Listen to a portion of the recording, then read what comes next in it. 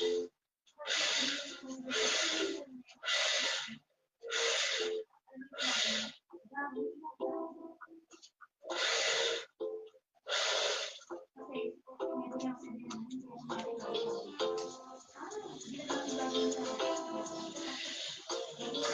mo na ang anak ko. Mga 3 years na po kami, dalawa. Sira ang ulo ka ba talaga? Mahal ko po ang anak niyo. Hindi ako naniniwala. Walang maniniwala sa'yo na sinasabi mong mahal mo ang anak ko. Maliban na lang, kung bulag ka na, tanga ka pa.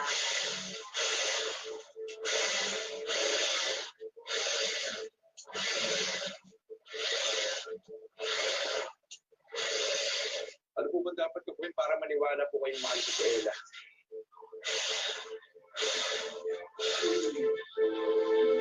Mahal po namin ang isa't isa. At walang makakapigil sa amin. Pagtatawanan ka na ng mga tao, lalaitin ka, sasabihin nila, stupido ka. Ang daming normal na babae dyan, dyan pa sa anak ko, ikaw nagkagusto. Sampunan. Tama na ho.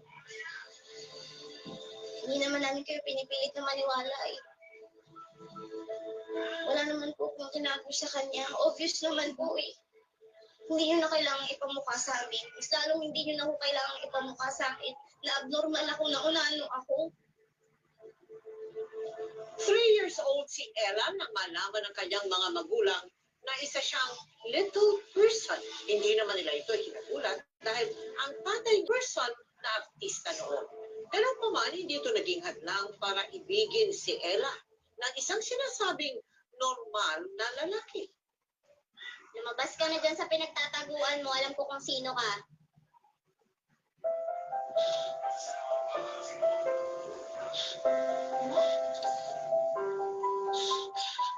Lumabas ka naman dyan. Bakit mo ba ako sinusundan? Tapos pinagtataguan mo pa ako. Kasi gusto sana kita bigawan. Kaya lang, natotorpe ako. Talaga ba? Sa dami ng babae, ako talaga yung bibigawan mo. Tingnan mo nga tayong dalawa, pareho tayong pungkok. Eh, ayaw mo bang manigaw ng normal na babae? Ikaw mo ba magugustuhan nila ako kung ganito ako na eh? Tapos sila lamangkat? Kaya ako na lang liligawan mo. Kasi mataas ang chance na sasagutin mo ako. Ay, hindi rin ah. May boyfriend na ako eh. Sino? Si Anthony?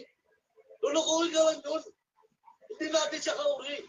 Dapat tayo nagmamahalan kasi tayo magkabarehas. Jabar, magkaiba tayo ng opinion. Hindi naman sa minamaliit ko yung mga katulad natin. Pero si Anthony talaga yung mahal ko eh. Sana totoong mahal ka ni Anthony.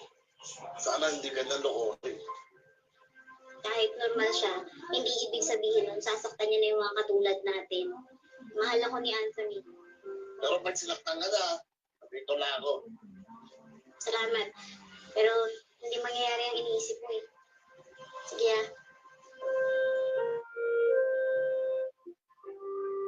Isa rin po kasi. Hello guys, mga ka-MPK, mag-subscribe na sa 3rd anniversary ng Magpakailanman Entertainment.